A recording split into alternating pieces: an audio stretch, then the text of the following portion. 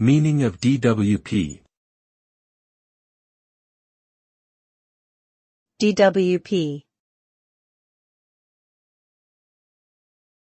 DWP. DWP. DWP.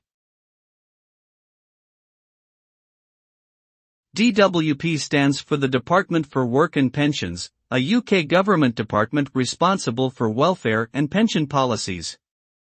Its key responsibilities include distributing benefit payments to eligible individuals, providing support for disabled people and those with long-term health conditions, and administering state pension schemes.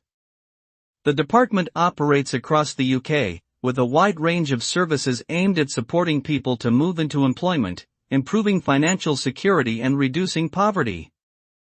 Overall, the DWP plays a crucial role in ensuring social and economic stability for millions of people in the UK.